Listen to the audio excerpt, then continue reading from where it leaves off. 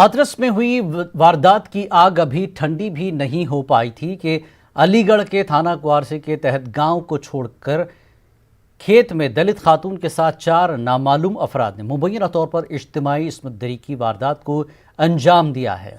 मुतासरा खातून के मुताबिक वो अपनी साथियों के साथ खेत पर धान पिटाई का काम कर रही थी और करीब में बाजरे के खेत में रफ़े हाजत के लिए गई थी, जहां पहले से बैठे बदमाशों ने उसे दबोच लिया और बारी बारी से एक साथ इस्मत दरी की और वीडियो भी बना ली। इल्ज़ाम है कि मुल्ज़िमान धमकी देते हुए फरार हो गए। वारदात की इत्तला पर इलाका पुलिस मौके पर पहुंच गई और तफ्तीश कर रही है।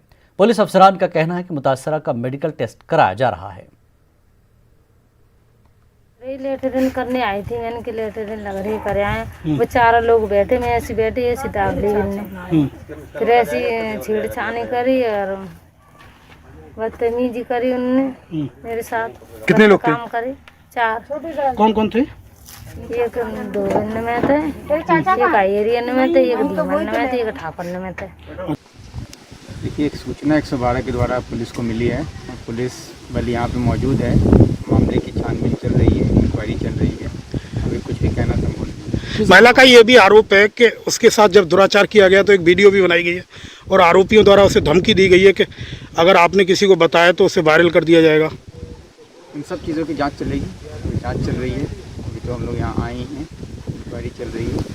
जैसा होगा आप लोग को अवगत कराया जाएगा। वो पकड़ाई ना दई बाने कौन कितने लोग थे? मोटरसाइकिल पे जब वो तो एक ही पकड़ देखो मैंने मोटरसाइकिल पर इनके लोड़ान 4 देखी। 4 देखे। हाँ। कौन सी जाति से हैं ये? हम आयरिया हैं। खाती से हैं? आयरिया हैं। और वो कौन सी कास्ट से थे? एक धोबी है, एक आयरिया है, एक ठाकुर नाम है। आप देवरानी, तो आपके साथ भी उन्होंने कुछ प्रयास किया या कुछ नहीं? हमारे सामने न करो जी कि जिनके छोरा ही नहीं बनने। वज़ीर आला उत्तर प्रदेश योगी आदित्यनाथ के जरिए दिया गया बयान कि कुछ ताकतें उत्तर प्रदेश में ज़ात बिरादरी के नाम पर फसादात कराना चाहती है, वो हकीकत बनता नजर आ रहा है। कांग्रेस के लीडर व साबिक़ कौमी सफाई मुलाजिमीन कमीशन के रुकन शिवराज जीवन का बयान इन दिनों सुर्खियों में है, जिसमें वो कह रहे हैं कि हाथरस सान्हे पर आवाज़ उठाने के बाद उन्हें सूबे में फसाद कराने को कहा गया था और कई करोड़ रुपए का ऑफर भी मिला था, लेकिन उन्होंने इस पूरे मामले से हुकूमत के आला अफसरान को वाकिफ कराया और अब इन्हीं की शबीह को दागदार किया जा रहा है। वहीं अलीगढ़ के थाना गांधी पार्क में शिवराज जीवन के खिलाफ तहरीर दी गई है, जिस पर पुलिस ने मुकदमा कायम कर लिया है और शिवराज जीवन की गिरफ्तारी हो सकती है। व्यक्ति का मेरे पास टेलीफोन आता है और वो मुझसे व्यक्ति कहता है कि क्या माननीय स्वराज जीवन जी बोल रहे हैं? मान के जी सर मैं बोल रहा हूँ, मैं आपसे मिलना चाहता हूँ, दिल्ली से आया हूँ। तो मैंने आइए, मोस्ट वेलकम, मैं वाल्मीकि मंदिर पे बैठा हूँ। वो मेरे पास मंदिर पे जब आए तो मैं अंदर में बैठा हुआ था, अकेले ही था मैं। तो आने के साथ ही कहने लगे कि आपका हम स्वागत करते हैं, आप तो बहुत दीदार आदमी हैं और हम हिंदुस्तान में आग लगाना चाहते हैं, हम चाहते हैं आप दंगा करा दें। तो मैंने कहा यार आप कैसी बात कर रहे हैं? अरे आप चिंता मत करिए, 10 करोड़ रुपए जितना कहोगे उतना मैं आपको दूंगा। इस संबंध में थाना गांधी पार्क पर एक तहरीर प्राप्त हुई है पुलिस को और उसके अनुसार सुसंगत धाराओं में मुकदमा दर्ज किया जा रहा है। यूपी हुकूमत ने हाथरस इज्तिमाई आबरूरेज़ी की आड़ में पॉपुलर फ्रंट ऑफ इंडिया और एमनेस्टी इंटरनेशनल पर रियासत में फ़र्का वाराना फसादात भड़काने का इल्ज़ाम आयद किया। इलाहाबाद में मीडिया से बात करते हुए यूपी हुकूमत के तर्जुमान सिद्धार्थ नाथ सिंह ने हिज़्ब इख्तिलाफ पर संगीन इल्ज़ाम आयद करते हुए कहा कि हाथरस मामले में कांग्रेस, PFI और एमनेस्टी इंटरनेशनल के साथ मिलकर रियासत में फ़र्का वाराना फसादात फैलाने की साजिश कर रहे थे, लेकिन हुकूमत ने बरवक्त इक़दामात करके इस साजिश का पर्दाफाश कर दिया। सिद्धार्थ नाथ सिंह ने मजीद कहा कि हाथरस मामले में सियासत करने वाली कांग्रेस समेत दीगर अपोजिशन पार्टियों को इस मसले पर जवाब देना चाहिए। से विपक्ष हाथरस के अंदर दंगे फसाद फैलाना चाहते थे, किस तरह से सांप्रदायिक माहौल बिगाड़ना चाहते थे, किस प्रकार से जाति के नाम पर राजनीति और अपनी रोटियां सेकना चाहते थे। और विशेष रूप से कांग्रेस का जो खुलासा हो रहा है और कांग्रेस के जो वहां के लोकल लीडर हैं उनके बारे में जो सामने आ रहा है कि वो लोग किस तरीके से दंगे फैले, 2 इधर से मरे 2 उधर से मरे, किस प्रकार से पीएफआई, एमनेस्टी इंटरनेशनल, सीएफआई, इन लोगों का इस्तेमाल किया जा रहा है, वेबसाइट बनाई जा रही है। ये सब चीजें दिखाती हैं कि बहुत बड़ा षड्यंत्र। यूपी के हाथरस के रास्ते पर कैंपस फ्रंट ऑफ इंडिया के मरकजी लीडरों की गिरफ्तारी के खिलाफ गुलबर्गा में मुस्लिम चौक पर एहतजाज किया गया। कैंपस फ्रंट ऑफ इंडिया के मकामी कारकुनों ने योगी हुकूमत पर जमहूरी आवाज को कुचलने का इल्जाम आयद किया। एहतजाजियों ने यूपी हुकूमत और यूपी पुलिस के खिलाफ जमकर नारेबाजी की। हमारा डिमांड यही है कि कैंपस फ्रंट ऑफ इंडिया के जो नेशनल ट्रेजरर को अतीकुर रहमान को अरेस्ट किए हैं उनको रिलीज़ किया जाए और उनके ऊपर जो केसेस लगाए हैं, फेक चार्जेस लगाए हैं, उनको हटाया जाए और जो हाथरस का रेप केस हुआ है उसके ऊपर इंडिपेंडेंट जुडिशियल इंक्वायरी हो और जो भी उसके अंदर गुनहगार हैं उनको सख्त से सख्त सज़ा दी जाए। तो ये गिरफ्तार करने के पीछे एक ही मकसद है गवर्नमेंट का कि ये जो रेप केस हुआ है, जो इसमें विक्टिम्स एक्यूज इन्वॉल्व है, वो एक अपर कास्ट का ताल्लुक़ रखने वाला एक आदमी है। तो उनको बचाने के लिए और उनको प्रोटेक्ट करने के लिए यहाँ पे हम देख रहे हैं कि वो विक्टिम की बॉडी जो रिपोर्ट आना था वो रिपोर्ट दिए बिना विक्टिम को जलाया गया। यूपी के हाथरस वाक़े के लिए कर्नाटक कांग्रेस ने राज तौर पर योगी हुकूमत को ही जिम्मेदार ठहराया। कांग्रेस का कहना है कि योगी हुकूमत में जात पात के सिस्टम को फरोग दिया जा रहा है, दलितों की दानिस्ता तौर पर बेइज्जती की जा रही है। इसी सोच की वजह से यूपी में मुलजिमीन ने दलित बेटी के साथ ऐसा सलूक किया। गुलबर्गा में पार्टी ऑफिस पर मीडिया से बात करते हुए कांग्रेस लीडरों ने मरकजी हुकूमत की बेटी बचाओ बेटी पढ़ाओ नारे पर सवाल उठाया। तो ये तो बीजेपी का हमेशा से एक रूल बुक है, एक प्ले बुक है उनका। जब भी उनके लॉ एंड ऑर्डर संभाला नहीं जाता तो वो कम्युनल राइट्स का बहाना देते हैं। दिल्ली राइट्स में क्या हुआ, हमारे कर्नाटक के टीजी हल्ली केजी हल्ली में क्या हुआ, एक पुलिस स्टेशन को जलाया जाता है और बोलते हैं कम्युनल राइट्स है। खुद के पुलिस स्टेशन को संभाल नहीं सकती सरकार। जब एक महिला पर अत्याचार होता है तो रात को 3 बजे सिक्योरिटी दे के जलाते हैं। क्या छुपाना चाह रहे हैं? तो जैसे मैंने कहा, यूपी में या बीजेपी रूल्ड स्टेट्स जो भी है उधर जंगल राज है। हमारे नायक और हमारे पूर्व अध्यक्ष राहुल गांधी उन्होंने हाथरस के केस में मिलने के लिए अगर जा रहे हैं तो उनको भी नहीं छोड़ रहे हैं। तो ये तो हिटलर शाही का पूरा आडलित हो रहा है। तो मेरे हिसाब से अब योगी आदित्यनाथन जो वहाँ के चीफ मिनिस्टर है, उन्होंने बोल रहे हैं कि ये इंटरनेशनल कॉन्स्पिरेसी है। कौन क्यों इंटरनेशनल कॉन्स्पिरेसी जाके उत्तर प्रदेश में करेगा? अब हमको समझना है कि एक आदमी का मेरा हक हो सकता है, मेरा हक है कि अगर मैं हाथरस विक्टिम्स के फैमिली को अगर मिलना चाहता हूँ तो मेरे को इजाज़त देना, तो ये मेरा हक है। अगर वो उतना भी अगर नहीं छोड़ रहे हैं तो किस तरफ हमारा देश जा रहा है हमको। चीतापुर एमएलए का कहना है कि बेंगलुरु फसादात मामले की तहकीकात के लिए स्टेट एजेंसियां काफ़ी हैं, लेकिन हुकूमत को अपनी ही एजेंसियों पर भरोसा नहीं। इस मामले में सिर्फ आई वॉश के लिए बीजेपी हुकूमत केजे हल्ली और डीजे हल्ली फसादात की सीबीआई तहकीकात करा रही है। मतलब वही है ना कि हमारे स्टेट होम मिनिस्टर को खुद उनके ऑफिसर्स पर भरोसा नहीं है करके ऑलरेडी तो रिपोर्ट आया है। अब जैसे मैंने बोला, पुलिस स्टेशन को नहीं बचा पाए। उनका इंटेलिजेंस क्या कर रहा था? जब 6-6 घंटे लोग इकट्ठे हो रहे थे पुलिस स्टेशन के बाहर, कोई मार्केट के बाहर नहीं, रास्ते पे नहीं, पुलिस स्टेशन के कंपाउंड के अंदर, तो is it not a intelligence failure? तो नाकाम है, निकम्मा सरकार चला रहे इधर। झारखंड के कोडरमा जिले में वाक़ जानपुर में ममनुआ गोश्त मिलने के बाद 2 ग्रुप आमने सामने हो गए। देखते ही देखते दोनों जानिब से जमकर पथराव और तोड़फोड़ हुई। इस दौरान 11 लोगों को यरगमाल बना लिया गया। इस वाक़े के बाद देर शब इलाके में कशीदगी का माहौल कायम हो गया। आज सुबह पुलिस पहुंचने से कबल दोनों ग्रुप फिर से भिड़ गए। इस दौरान पथराव के साथ साथ गाड़ियों को नुकसान पहुंचाया गया। इस मामले के बाद जिले के एसपी एहतशाम वक़ार की हिदायत पर एसडीपीओ राजेंद्र कुमार मौके पर पहुंच गए। तमाम 11 लोगों को आज़ाद कराया और अमन बहाल किया। कोडरमा जिला क्षेत्र के गमचार थाना क्षेत्र के अंतर्गत ग्राम पंचायत जौनपुर सरायता गांव में एक प्रतिबंधित जानवर को वध करने का मामला सामने आया था, जिसमें पुलिस द्वारा त्वरित कार्रवाई करते हुए स्थिति बिल्कुल काबू में कर लिया गया। असामाजिक तत्वों के द्वारा सांप्रदायिक सौहार्द बिगाड़ने के लिए कार्य किया गया, जिसे पुलिस काबू में किए हुए है। वहाँ लगातार कैंप कर रही है, जिसमें वहाँ पे एसडीपीओ, थाना प्रभारी, अंचल अधिकारी और पर्याप्त बल में पुलिस फोर्स मौजूद है। किसी प्रकार की अफवाह दुष्प्रचार से आप लोग बचे। किसी प्रकार के मोबाइल में ऐसी सूचना आते त्वरित तौर से जिला नियंत्रण कक्ष में सूचित करें, और जो भी आपको सटीक सूचना चाहिए उसके लिए आप जिला नियंत्रण कक्ष या डीसी या एसपी ऑफिस। शहरियत तरमीमी कानून के खिलाफ शाहीन बाग में हुए तवील एहतजाजी सिलसिले पर सुप्रीम कोर्ट ने फैसला सुनाया। अदालत ने कहा कि आइन की रूह से अवाम को मुखालफत का हक हासिल है, लेकिन मुकर्रर जगह पर ही एहतजाज होना चाहिए। अदालत के मुताबिक अवामी मकामात को गैर मुअय्यना मुद्दत के लिए बंद नहीं किया जा सकता। अदालत का कहना है कि एहतजाज के हक और आमदरफ्त के हक के बीच तवाज़ुन कायम किया जाना चाहिए। ख्याल रहे कि दिसंबर 2019 में शहरियत तरमीमी कानून की मंजूरी के बाद शाहीन बाग समेत मुल्क के मुख्तलिफ मकामात पर एहतजाज मुनज़्ज़म किए गए थे, जो कोरोना वबा की रोकथाम के लिए लॉकडाउन लगाए जाने तक जारी रहे थे।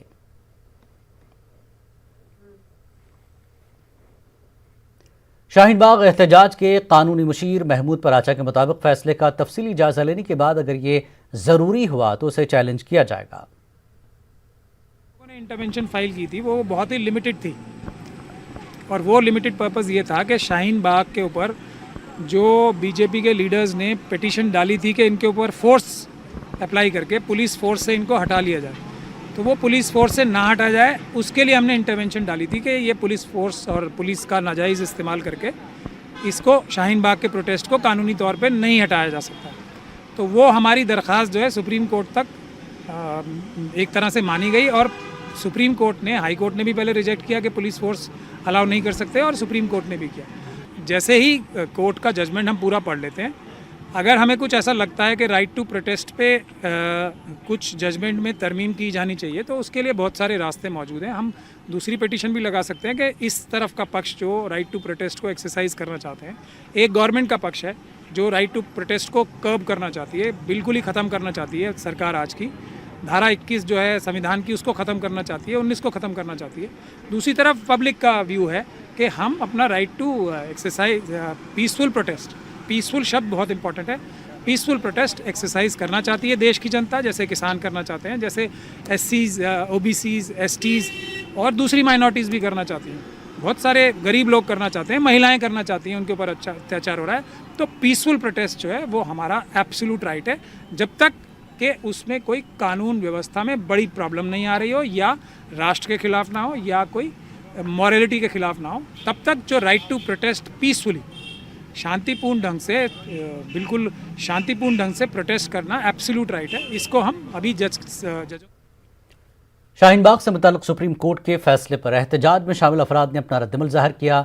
उनके मुताबिक सुप्रीम कोर्ट ने एहतजाज का हक नहीं छीना है, और जहां तक बात शाहीन बाग एहतजाज की है, रास्ता एहतजाजियों ने नहीं बल्कि पुलिस ने बंद किया था।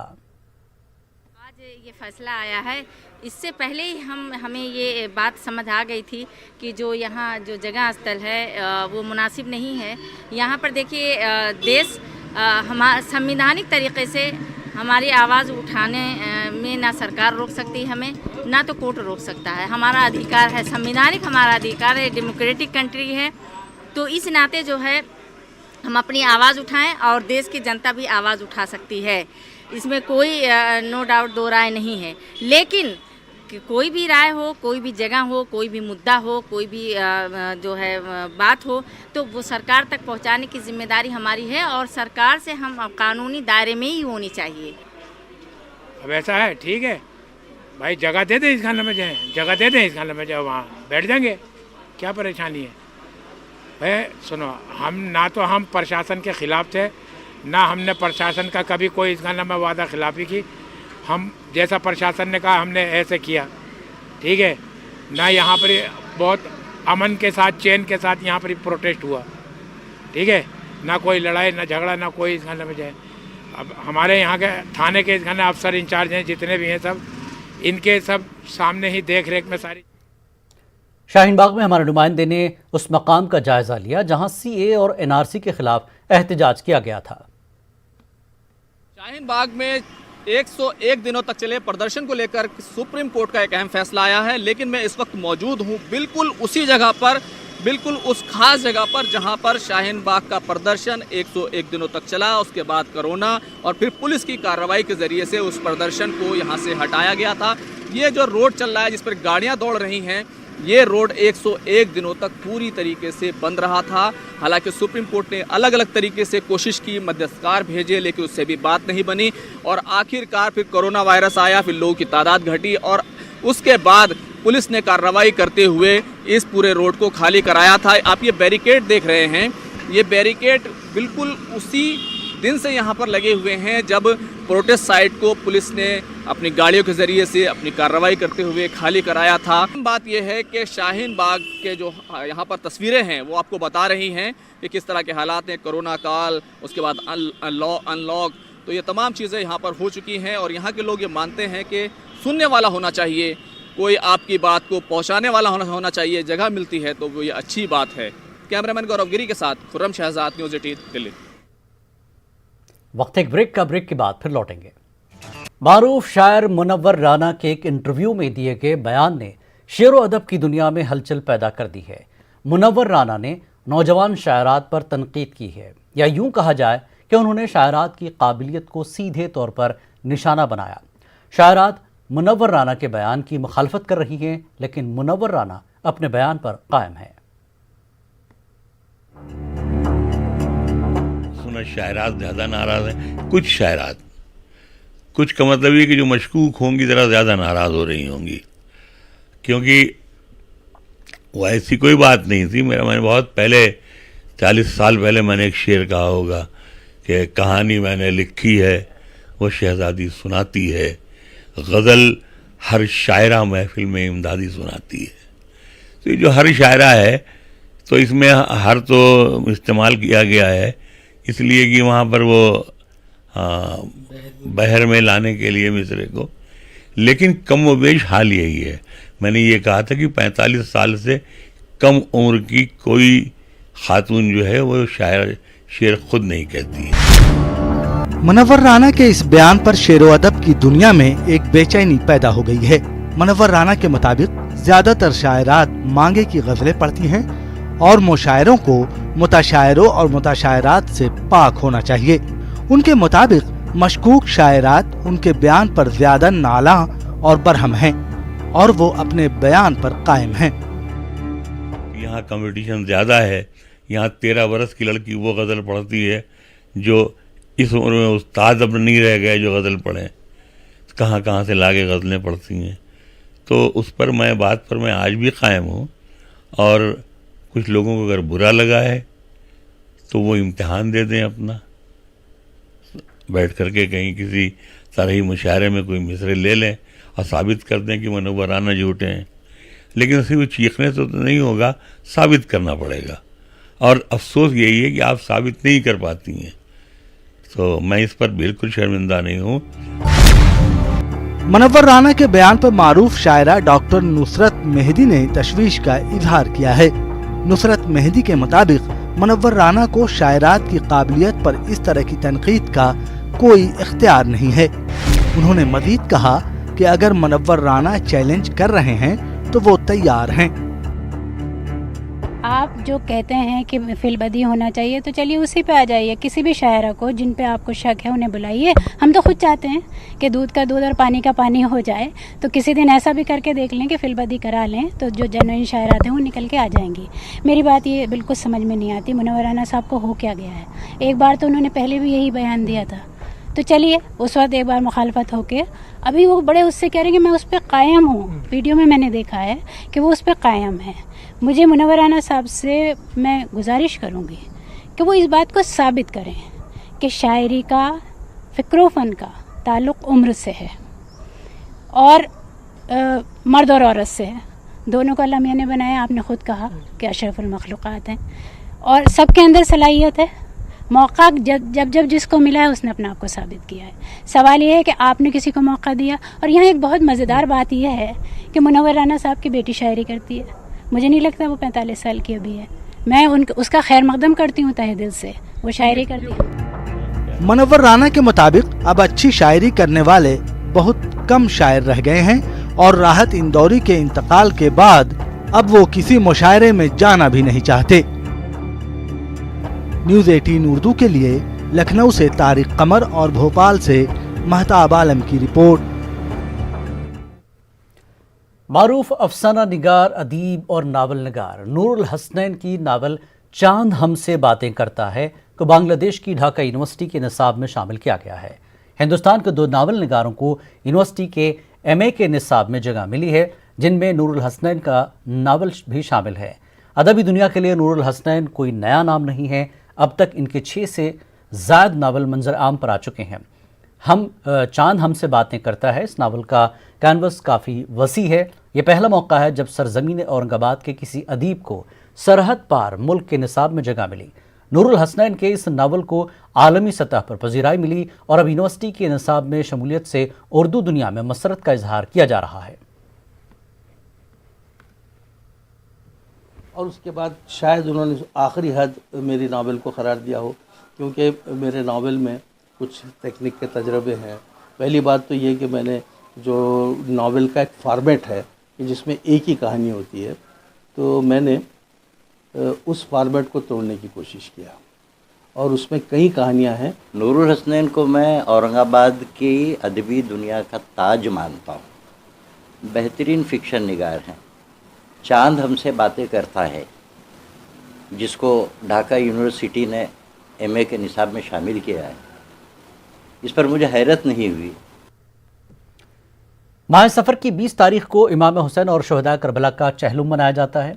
इस रोज़ अज़ादारान हुसैन बड़े पैमाने पर मजालिस का इनकाद करते हैं और जुलूस बरामद किए जाते हैं, लेकिन इस साल कोरोना वबा के सबब सरकारी गाइडलाइन की वजह से सड़कों पर जुलूस बरामद नहीं किए जाएंगे और एहतियाती इक़दामात के साथ सरकारी गाइडलाइन पर अमल करते हुए मजालिस का इनकाद किया जाएगा। आज मेरठ में वक्फ करबला मनसबिया में इंतज़ामिया कमेटी ने चहलुम की मजालिस के इनकाद के सिलसिले में मीटिंग की और छोटी करबला मनसबिया में चहलुम की मजलिस के इनकाद की तैयारियों को लेकर तबादला ख्याल किया। चहलुम की मजलिस कल होगी और मनसबिया इमामबाड़े में मजलिस होती है और सोशल डिस्टेंस और संख्या जो सरकार द्वारा निर्धारित है उसका पालन करते हुए हम मजलिस करेंगे। छोटी करबला घंटाघर से जल्लूस निकलता है और उन जल्लूस नहीं निकलेगा क्योंकि सरकार द्वारा जल्लूसों पर पाबंदी लगाए रखी है। हम मजलिस जब शुरू करेंगे तो सोशल डिस्टेंस से बिठाएंगे। वैसे हमारे यहाँ छोटी करबला से निकल के होता हुआ घंटाघर होता हुआ मनसबिया अरबी कॉलेज जाता था जुलूस और बहुत शान शौकत से बनाया जाता था, लेकिन क्योंकि इस बार बिल्कुल गवर्नमेंट की तरफ से किसी जुलूस की इजाज़त नहीं है तो लिहाजा हमारा भी जुलूस इस साल। मरकज़ी हुकूमत के ज़राई बिल पर महाराष्ट्र में अमल नहीं होगा। रियासती हुकूमत ने इस सिलसिले में बाज़ाब्ता एक नोटिफिकेशन जारी किया है। रियासती हुकूमत के इस इक़दाम से बीजेपी काफ़ी बरहम हो गई है। औरंगाबाद में बीजेपी लीडरों ने रियासती हुकूमत के खिलाफ ज़बरदस्त एहतजाज दर्ज करवाया और इसे किसानों की हक तलफी से ताबीर किया।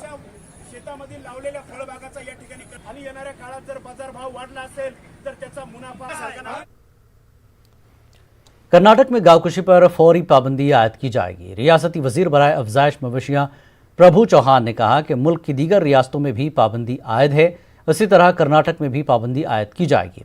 2006 में रियासत में बीजेपी बरसर इख्तिदार थी, तब भी कर्नाटक में गौकुशी पर पाबंदी आयद की गई थी। गो हत्या निषेध कायदा एक कर्नाटक में नहीं है, ऐसे 10-12 स्टेट में हुआ है। वो हमारा एजेंडा है, पूरा स्टडी कर 10 में ऑलरेडी हमने किया था। वो टाइम में केंद्र में हमारी सरकार नहीं थी, कांग्रेस गवर्नमेंट थी। कांग्रेस गवर्नमेंट ने विरोध करके भेज दिया था। ऑलरेडी हमारा वो टाइम ही हुआ था, लेकिन केंद्र में कांग्रेस गवर्नमेंट से वो अभी से आया था। पूरा स्टडी करके हम करने वाले हैं। कर्नाटक में लागू होगा सर? लागू होगा, कमिटमेंट है हमारा लोगों से। कर्नाटक में उर्दू आंगनवाड़ी टीचरों को गुज़श्ता 9 माह से तनख्वाहें नहीं मिल रही हैं। उर्दू नर्सरी स्कूलों के टीचरों ने बेंगलुरु में अपनी हालत जार बयान की। All India Urdu welfare trust के तहत मुतासरा टीचरों ने प्रदेश कांग्रेस कमेटी के अक़लियती शोबे के रियासती सदर वाई सईद अहमद से मुलाकात की। उर्दू टीचरों के मसाइल के हल के लिए हुकूमत पर दबाव डालने का मुतालबा किया। बोल को आज 600 टीचर हमारे उर्दू के बड़ी मुश्किल से ग्रेजुएशन कर को आज खिदमत जता रही। जहाँ भी है ना बढ़ावा नहीं मिल रहा उर्दू को, वो जगह में स्कूलों को जाको उन्हें खुद हाथ से पैसा खर्चा कर को और गरीब के बच्चों को ले लगा को उर्दू को इम्प्रूवमेंट करने की कोशिश हमारे शिवमोगा ज़िले में हो रहा। हमें क्या कर रहे हैं, ऑल ओवर कर्नाटक के अंदर किसी हालत में उर्दू बंद नहीं होना, स्कूल बंद नहीं होना। हमारा डिमांड क्या है सर, हमने परमानेंट करना, हमें आज होता सब होता। हालांकि एग्जांपल मैं छूँ, मेरे शोहर मुझे छोड़ गई, अब हमारी ज़िंदगी हमने एक उम्मीद है हुए होता ये उम्मीद कब को हमें खबर में गए बाद उम्मीद हमारी पूरी होना समय हमें जिए तलक हमारी उम्मीद पूरी होना। ये ना हमें 8 साल से कर ले कहीं वाकबोर्ड से जरिए दिए, हम ना वहाँ से अब 9 महीने से तो 1 रुपया देखे थे, हमें हाथ का पैसा डाल को बच्चों को खाना दे को बच्चों को सहूलत कर को हमें खुद पढ़ा रही, खुद के पैसे दे। गवर्नमेंट सरकार हमारी कैप करी, कोशिश सरकार ये तो भी क्या भी कर रही थी। हम ना गवर्नमेंट स्कूल हमें प्री प्राइमरी पढ़ा रही है, वहाँ हमने सैलरी नहीं मिल रही और हमारे खर्च से हमें बच्चों को पढ़ा रही, तो हम ना ये हमें जो स्ट्रगल कर रही हम ना गवर्नमेंट होना और सैलरी भी आना, इसके वास्ते में। खास बात इंडिया में फ़िलहाल इतना ही। मज़ीद ताज़ा खबरों के लिए आप हमारी वेबसाइट पर जा सकते हैं news18urdu.com पर। आदाब।